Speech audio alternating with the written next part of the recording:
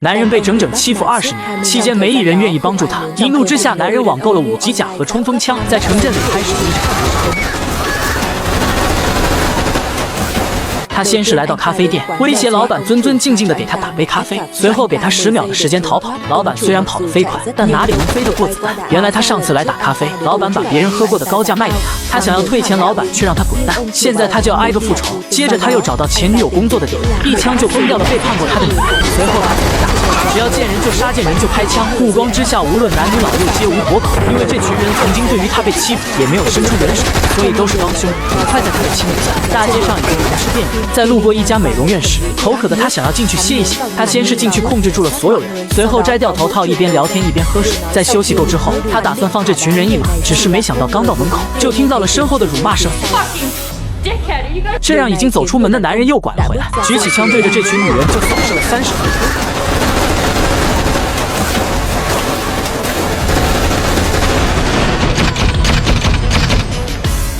不要问为什么这么久还没有警察出现，因为一开始他就用自制的汽车炸弹炸毁了镇子里的警察局，整个局子无一人生还。但有2个外出巡逻的警察还是逃过一劫。当他们发现大街上的男人后，立马就开枪想要把他击毙，但男人只是转身一躲，身上的5级甲就帮他挡住了所有的子弹。当他听到身后警察上子弹的声音后，他立马转身就对着警察扫过去。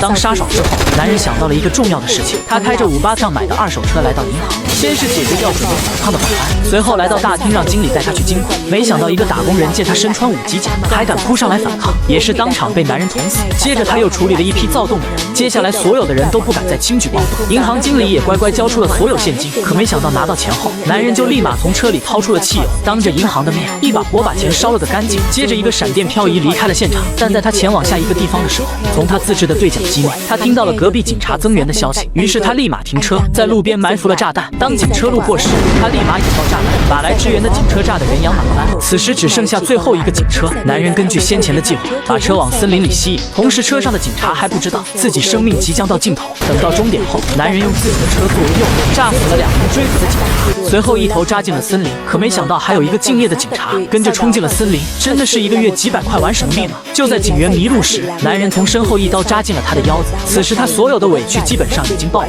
只剩下勾走他女友的黄毛，而黄毛这个时候就在离他不远的前方。他早和黄毛约定好玩真人 CS， 地点就在森林。就在黄毛嘚瑟的时候，男人出现了，靠近了黄毛后，他一电棍就电晕了黄毛，随后连忙扒下双方的衣服，把自己的武器和5级甲都套到了他的身上，把黄毛伪造成了凶手，还顺手帮他自了个杀。最后男人来到早就准备好的车后，拿着1袋子钱离开了案发现场。没多久他回到了家，看着电视新闻里对杀人恶魔的报道笑出了声。他带着从银行抢出来的钱，下半辈子算是衣食无忧。他先前在银行烧的其实是早就准备好的假币，他这一手偷梁换柱玩的实在是溜，谁也没想到一个老实人竟然有如此心眼。如今在沉浸准备了3年以后，这个疯狂的男人再次回归。这次他先是来到一条街道，采取守株待兔的方式，只要有路人经过就当场放倒，完事后将尸体拉到旁边继续进行。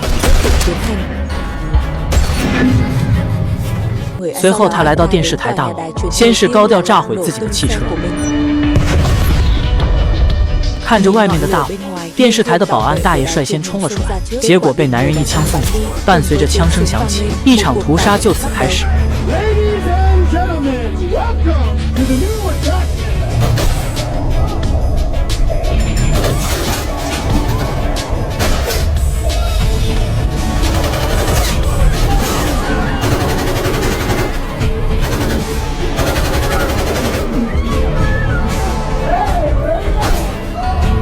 男人来到大厅，四处寻找目标，敢逃跑的全部被杀一个不留。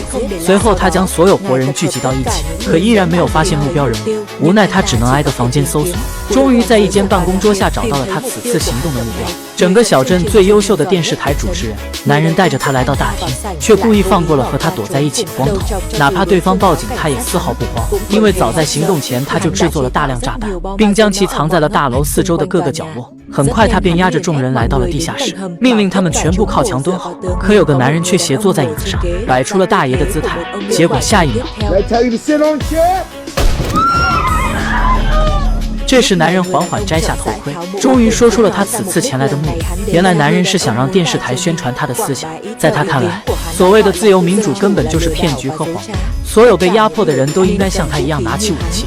他拿出一张光盘交给主持人，命令他拿到放映室进行全国直播，并嘱咐对方带着采访组回来，他要接受现场专访。如果1小时内没有做到，他就会立刻屠了在场所有的人质。与此同时，接到光头的报案后，一队特警立刻赶了过来，他们将整栋大楼围得水泄不通。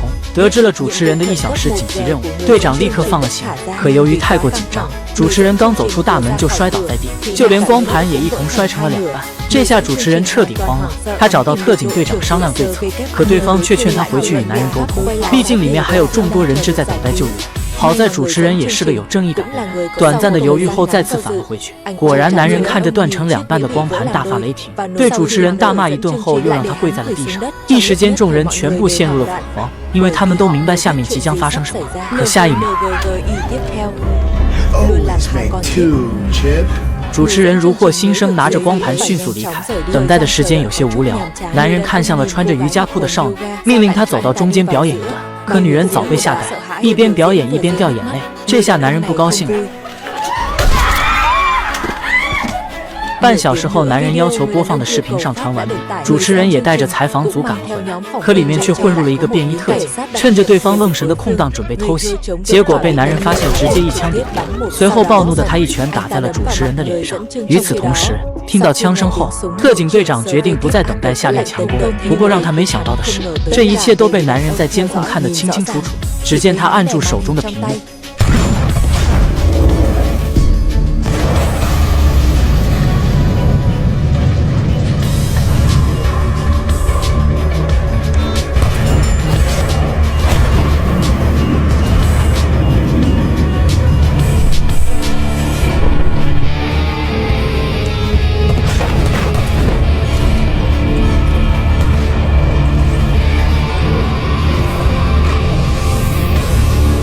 几声爆炸结束，特警准备偷袭的小组全军覆没。一时间，队长再也不敢轻举妄动。但男人的气还没有消，他认为这一切都是主持人搞的鬼，并激动地扬言要杀掉现场所有的人质。幸好主持人反应迅速，及时安抚住了男人的情绪。这次可以安静地接受采访了。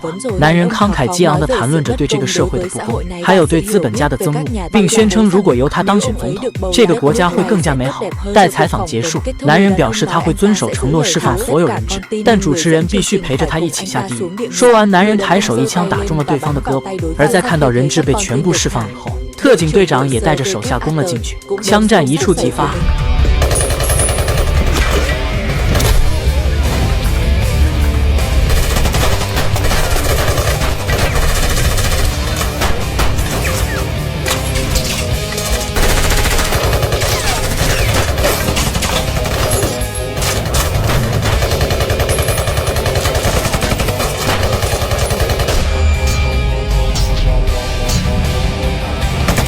打光子弹后，男人迅速弃枪后撤。可当队长带人追过来后，看到的只有一枚超大的定时炸弹。随着倒计时归零，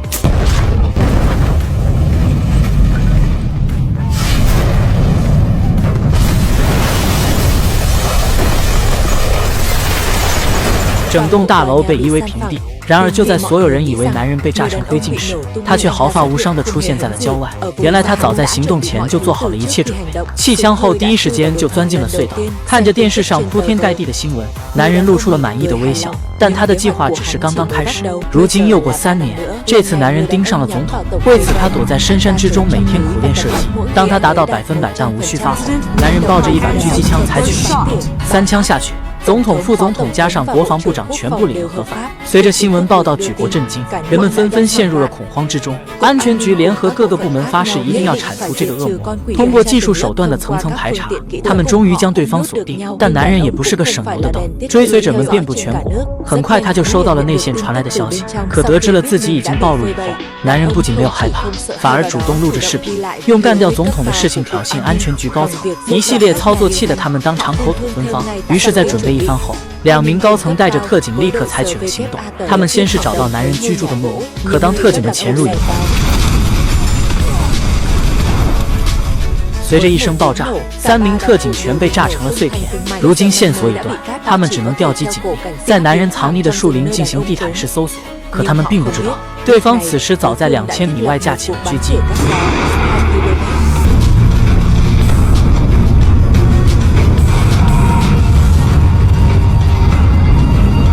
接着，男人控制无人机找到了带队的2名高层。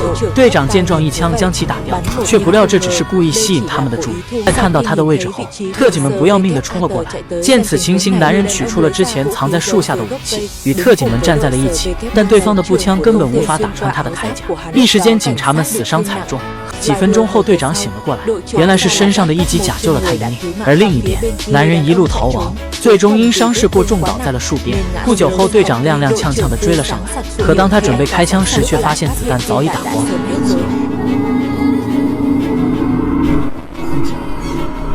男人就这样领了盒饭，而队长也在看到这一切后倒在了地上。此事件遭到了全国电视台的疯狂报道，可美国政府很快就发现了异样。当新闻曝光以后，男人的众多追随者纷纷走到了大街，他们学着男人的样子，在富人区随意射杀平民，并开始攻击警局和政府大楼。而他不是别人，正是男人当初放过的乞丐。